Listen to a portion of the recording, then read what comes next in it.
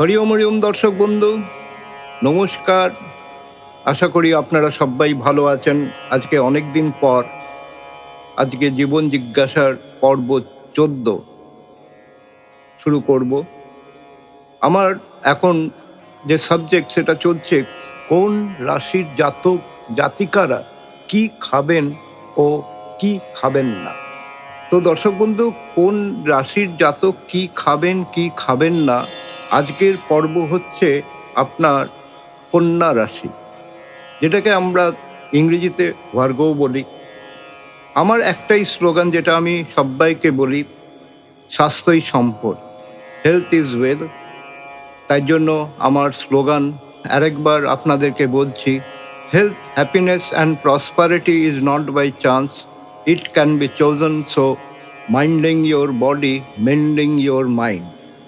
তো দর্শক বন্ধু, আমাদের শরীরকে সুস্থ রাখতে হবে। শরীরকে সুস্থ রাখাটাই হচ্ছে প্রথম আধার আমাদের শরীরকে ঠিক রাখার জন্য। তারপর হচ্ছে মন। শরীর অসুস্থ হলে আমরা ডাক্তারের কাছে যাই, ডাক্তার দেখাই। কিন্তু আমি দর্শক বন্ধু একটাই কথা বলবো, যদি আপনি নিজের জীবনকে ডিসিপ্লিন অনুশাসিতভাবে আপনি যদি পরিচালনা করেন, তাহলে দেখবেন আপনার থেকে রোগ অনেক দূরে থাকবে। কায়াকল্পে বলাই হয়েছে আয়ুর্বেদ শাস্ত্রে, সুস্থ শরীরকে কি করে সুস্থ রাখবেন, যেটা হচ্ছে সবচেয়ে ইম্পর্টেন্ট জিনিস। তো দর্শক বন্ধু, আজকে এই এপিসোডে পর্বতে কন্যা রাশির জাতক কি খাবেন কি খাবেন না সেটা দিয়ে আমি শুরু করছি। তো দর্শক বন্ধু, কন্যা রাশির জাতক জাতিকারা, এদের দৈহিক গঠন হলো মধ্যম, কৃশ ও বর্ণ হলো বিচিত্র। এনাদের চোখ খুব কালো এবং চুলও কালো হয়ে থাকে। এর রাশির স্বরূপ হলো পৃথিবী রাশি ও স্বভাব হচ্ছে দু রকমের স্বভাব। স্বভাব বলতে পুরুষ ও নারী, দু ধরনের চরিত্র এই রাশির জাতক জাতিকাদের মধ্যে বিরাজমান থাকে। এই রাশি হলো স্ত্রীকারক, জাতি হলো বৈশ্য আর তমগুণী। তো দর্শক বন্ধু, আমরা জানি সত্য রজতম। তো কন্যা রাশি জাতক জাতিকারা তমগুণী হয়ে থাকেন। এই জাতকদের খাদ্যের মধ্যে মাছ, দুধ, শাক, সবজি, ফলমূল সবই হিতকর। মাছের মধ্যে সামুদ্রিক মাছ খাওয়া ভালো, কিন্তু চর্বি জাতীয় মাছ খাবেন না, বেশি খাবেন না। খাবেন নিশ্চয়ই, খাওয়ার ইচ্ছে থাকে নিশ্চয়ই খাবেন, কিন্তু সীমিত আহার হচ্ছে স্বাস্থ্যের জন্য অনেক উপকারী। মুরগির মাংস খেতে পারেন। পানীয়র মধ্যে সব ধরনের পানীয় নিতে পারেন। বিশেষ করে আপনি স্কচ নেওয়াটা আপনার ক্ষেত্রে হিতকর। এই জাতক জাতিকাদের মেন যে রোগ যেটা হয়ে থাকে, যার দ্বারা এনারা কষ্ট পান, তো সেই রোগগুলি হলো হার্নিয়া, আমাশা, বধিরতা, তোতলামি ও নানান ধরনের মানসিক দুশ্চিন্তা। দর্শক বন্ধু, একটা কথা মনে রাখবেন, কন্যা রাশির জাতক জাতিকারা হিংচে ও থানকুনি পাতা নিশ্চয়ই খাবেন।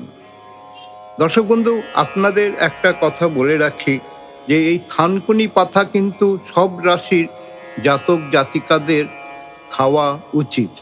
এই থানকুনি পাতা আপনি 12 মাস খেতে পারেন। থানকুনি পাতার উপকারিতা হলো, থানকুনি পাতা আমাদের ইন্টেস্টাইনকে পরিষ্কার রাখে। কেন এই যে আমাশা যে হয়, তার কারণটি হলো আমরা যে খাদ্য খাই সেটা ইন্টেস্টাইনের মাধ্যমে গিয়ে মলের দ্বারা বেরোয়, কিন্তু ইন্টেস্টাইনে আমাদের সেই কিছু খাবার জমে থাকে। সেই জমে থাকলে কি হয়, আমাশার তৈরি হয়। তো সেই আমাশা হচ্ছে এক ধরনের, যেমনি আপনাকে আমি বোঝাবো, দেখবেন কলের জলের পাইপে অনেক সময় আয়রন জমে গেলে জল পড়া আস্তে আস্তে কমে যায়, ফ্লো কমে যায়। তো এটি হলো আমাশা, হলো ইন্টেস্টাইনের ভিতরে এক ধরনের স্তর যেটি জমে থাকে। আমাশা দ্বারা 65 রকমের রোগ উৎপত্তি হয়। তো আমাশা পেটের মধ্যে বিরাজমান থাকে ইন্টেস্টাইনে। তো আপনি মনে রাখবেন, এই থানকুনি পাতা খেলে আপনার ইন্টেস্টাইন পরিষ্কার থাকবে।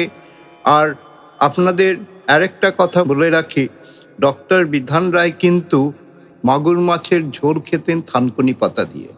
থানকুনি পাতা ওনার কিন্তু রেগুলার খাদ্য ছিল। তো দর্শক বন্ধু, আজকে এই কন্যা রাশির জাতক জাতিকাদের উদ্দেশ্যে যে বললাম কি খাবেন কি খাবেন না, সেটাকে আপনি যদি অনুশাসিতভাবে এটাকে অ্যাডপ্ট করতে পারেন, এটাকে কন্টিনিউ করতে পারেন, তাহলে দেখবেন আপনার শরীর সুস্থ থাকবে। শরীর সুস্থ থাকলে আপনি নিজের মনকেও সুস্থ রাখতে পারবেন। অনেক কেউ বলে না, মনের জোর দরকার, মনের জোর দরকার। দেখুন দর্শক বন্ধু, শরীর যদি আপনার যতই জ্বর হয়ে যাক, ভাইরাল ফিভার হোক, অসুখ হোক, দেখবেন সেখানে মনের জোর কিন্তু কোনো কাজে লাগে না। তো যেটা আপনাদের সবসময় বলবো, শরীরকে সুস্থ রাখবেন, শরীরটি হলো আধার। এই বলে দর্শক বন্ধু, এই পর্বটিকে আমি শেষ করব। সব দর্শক বন্ধুদের উদ্দেশ্যে আমি একটাই বারবার অনুরোধ করব যে আপনারা এই চ্যানেলকে সাবস্ক্রাইব করবেন, পারলে শেয়ার করবেন। হরি ওম, হরি ওম।